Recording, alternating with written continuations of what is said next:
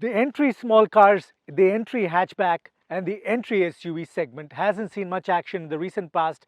It's been a segment that's been lacking in choice in a manner of speaking, though there have been quite a few products that have been specced out in the price range over the last few years, but there is not much newness, if I can use that term, in that segment. And the Tata Punch was one of the vehicles that was kind of position in that segment, has been a choice. It's been doing well, and that again proves that a lot of people in the entry small car and entry hatch segment are still in favor of SUV body styles, are still in favor of cars that are aspirational and good looking, and that can still deliver a lot of their expectations in terms of features and of course all the hygiene factors like mileage and the rest of it. Now that is a segment that's prime for a sort of disruptor, a product that can then give them buyers an alternate, where a lot of these entry small car buyers have been choosing to go into the used car market to try and get a vehicle that will still match up with their expectations. Now what we have here is the Hyundai Exter, and that's what we have come to drive today. Welcome to Autofocus, and this is going to be what we are going to show to you and explain all of its features. The Hyundai Exter has just been launched, it's fresh off the oven, and from that perspective this is going to be a product that's going to attract a lot of attention. This is a 3.8 meter subcompact SUV that can seriously give all of these competitors a run for their money.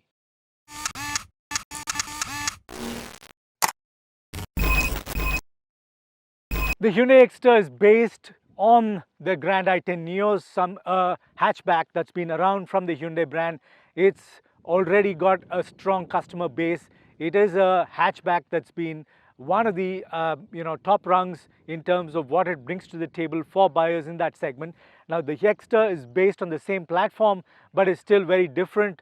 Some of the underpinnings are shared and very similar, but much of that underpinnings, the subframes, a lot of that has been changed. So from that perspective, though it shares the platform, there's a lot of work that's gone into this because of three factors that are now governing buyers' expectations in the small hatch and small SUV segment.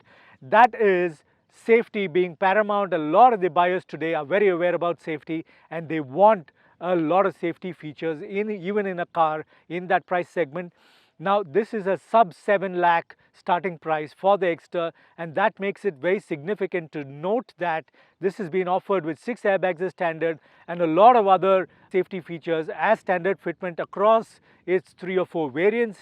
Now that then means that a buyer in this segment will still be offered a car that is highly rated in terms of safety. So a lot of work has gone into improving the safety levels of this same platform for the Exter. Now that then means they've used a lot of high strength steel, ultra high strength steel. Some of the subframes have been changed. Of course, a lot of work has gone on to change the roof line and the strengthening of the B pillar and the C pillar, because now this gets curtain airbags now as standard. Then adding curtain airbags to a hatchback is not as simple as just stripping off the inner lining and adding airbags in there for them to then pop out in the event of an accident. But there's a lot of re-engineering that needs to be done. There's a lot of strengthening that needs to be done, and this is expensive work. And that's the reason why the Exter is pretty significant in terms of what it brings to the table. That work that's gone on to change the B pillar and the roof has then meant a lot of this work is going to help the buyer get into a cabin that's a lot more safety oriented. In fact, Hyundai is very confident that they will get a much higher safety rating when this car is then voluntarily sent for testing for the Global NCAP testing program. Now, in terms of its footprint, the Exter's wheelbase is identical to the Grand i10 Neos. Its length is also pretty much the same.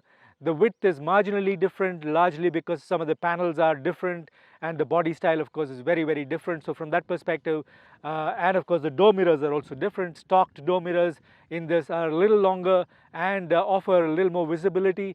That then means that the width is a little bigger than the Grand i10 Neos, but largely it is very similar to the Grand i10 Neos in terms of its passenger cell. The front design, very SUV flavor. all of that coming through in terms of its upright bonnet, that whole vertical front fascia, very, very classy sort of parametric design, front grille, breathing largely coming through from the air dam and some of the vents at the bottom of the front fender. The H-shaped LEDs in the front bring that very, very special front sort of signature design for the Exter, which I'm sure a lot of people will like.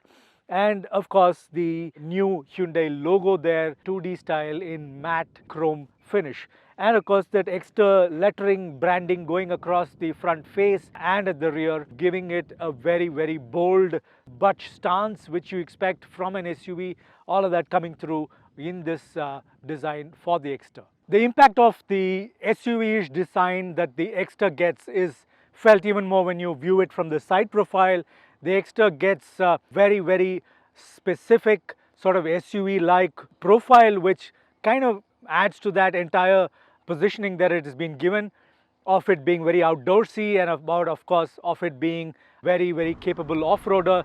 The ground clearance is about 188 millimeters. That, of course, then adds a lot of confidence when you're going slightly off-road like we have done right now. We are in the outskirts of Jaipur trying to drive this around the highway near Jaipur, and of course in some of the rural areas. We've just driven down to a spot here where we are close to the Aravalli Hills, and the road was non-existent on the way here, and that is something that this sort of will help you tackle, and that confidence comes through in its whole SUV design. Squared off wheel arches, 15-inch special alloys that this particular variant, SX top end variant, gets. The SUV flavor coming through with all of those new design panels, which have those sharper edges, which have sort of carried forward the design language from some of the other Hyundai vehicles. All of that coming through nicely. That raised bonnet that I was talking about, now even more visible in side profile, and the thick C-pillar now adding a lot of strength to the rear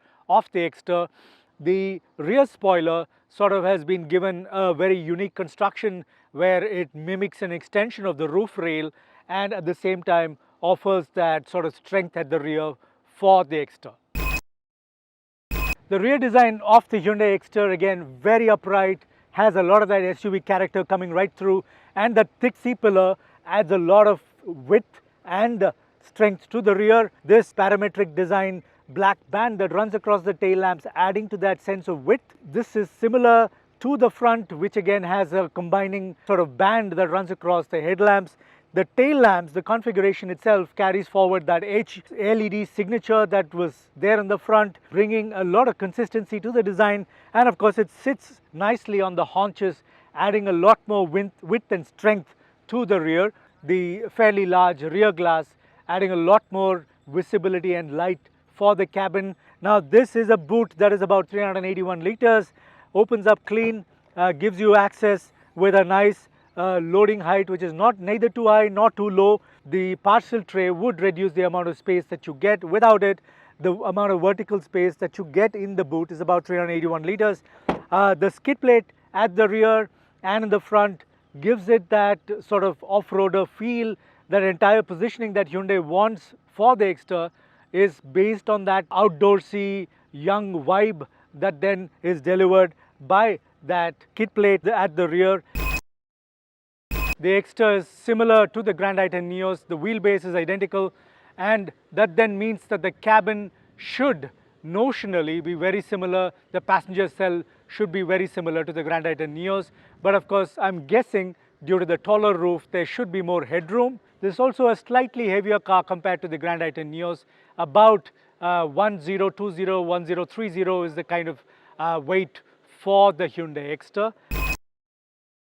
So the cabin of the Hyundai Exter is very similar in terms of its overall space. Actually, if you were to look at it compared to the Grand i10 Neos, but Hyundai designers and engineers have smartly packaged a few things to sort of liberate a little more space.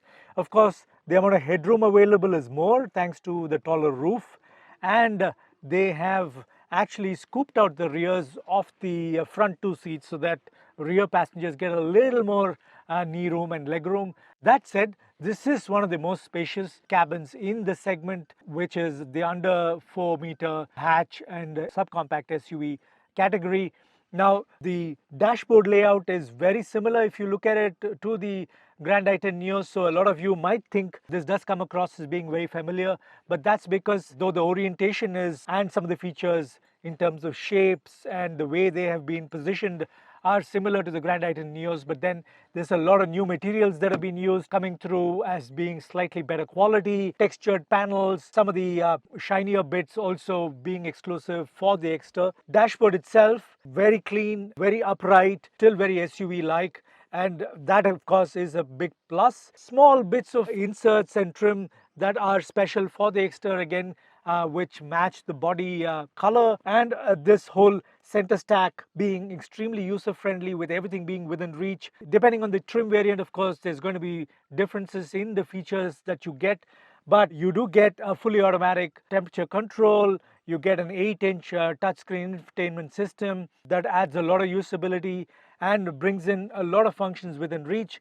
Of course, this semi-leather wrapped steering wheel, which Hyundai says is, I don't know, it's whether it's artificial leather or whether it's part leather, part fox leather trim, but it's stitched, nice to hold, great to position your hands at the 9.3 point, and a lot of the controls, including cruise control and stuff like that, right at the center of the steering wheel.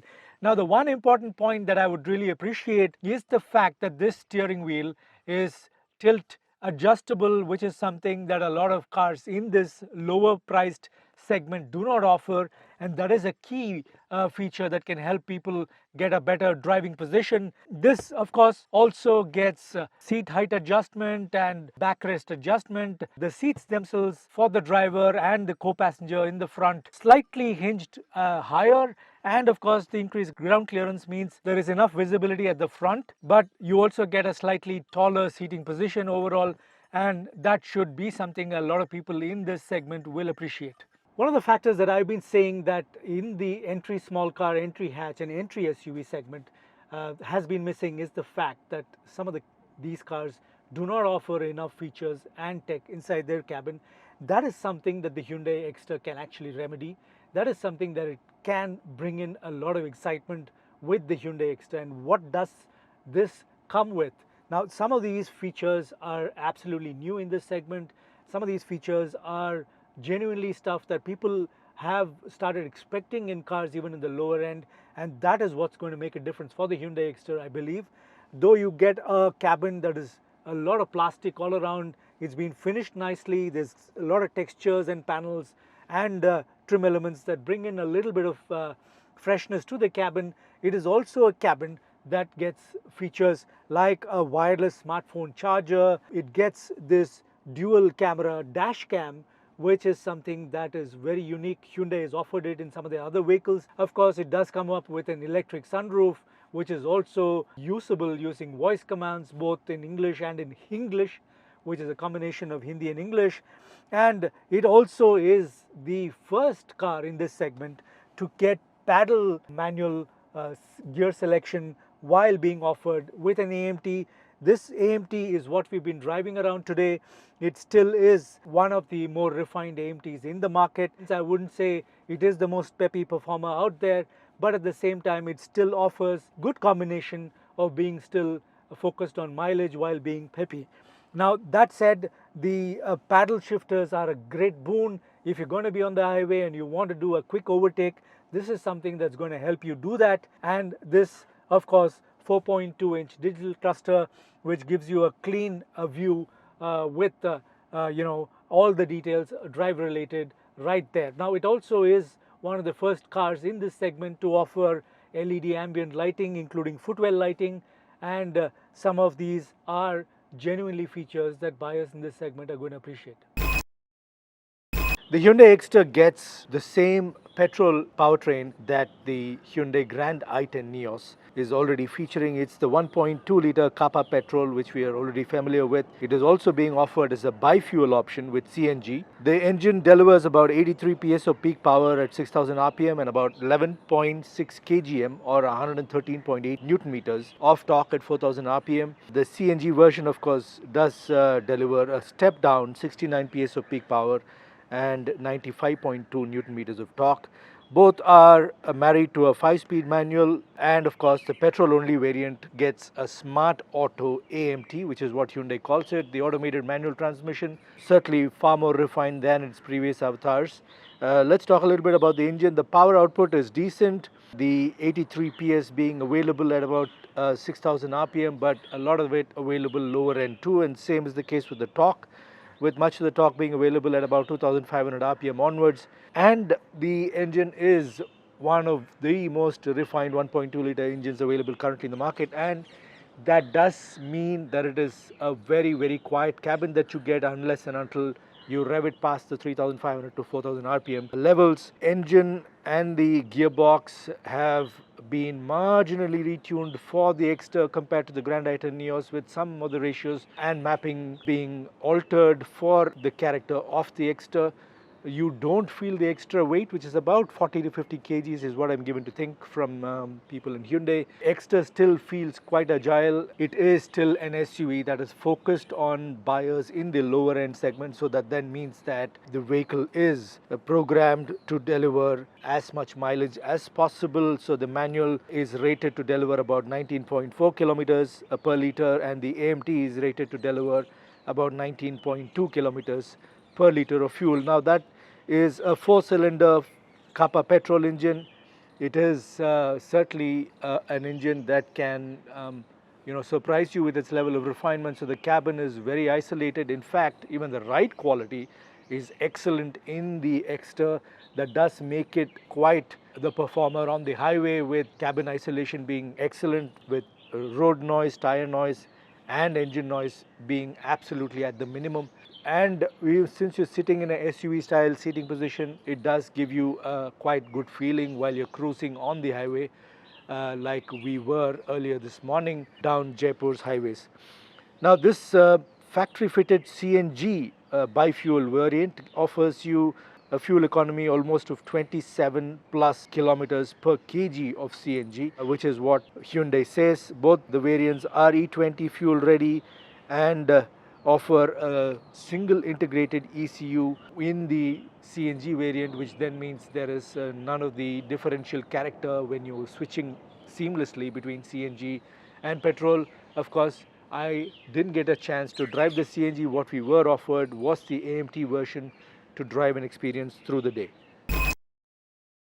So that then was the Hyundai Exter. We've driven it extensively through the day today in Jaipur and its outskirts, and it comes across as a very well packaged subcompact SUV, which brings a lot of newness to the segment, brings a lot of features into this category, where a lot of people, like I was mentioning before, are expecting to buy into a vehicle which is not so much of a compromise. Hyundai is very confident that the Exter will bring a lot of value to buyers in this segment.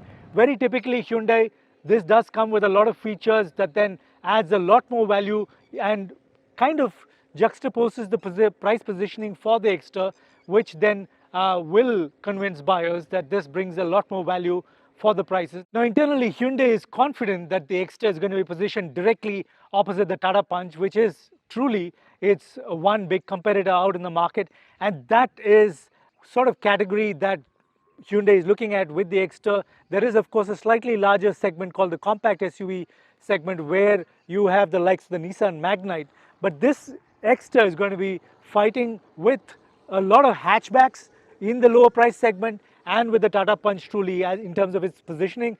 Now Hyundai claims that each trim variant offers a lot more value. The base variant offers almost 12 new features which do not exist in the Tata Punch, and also delivers about 39,000 rupees worth of value for its features, more than the Tata Punch does. The mid variant is about 8,000 rupees more than the Tata Punch, but then the mid variant of the Exter delivers almost 63,000 rupees more of value, is what Hyundai claims. And so is the case with the top end SX variant. There are a total of 4 variants that Hyundai is offering with the Exter, with the option of an SXO connected features variant, which then gets all the connected car features, almost 63 of them through an embedded SIM. And of course, you get a lot of the voice command features that already exist with some of the trim variants.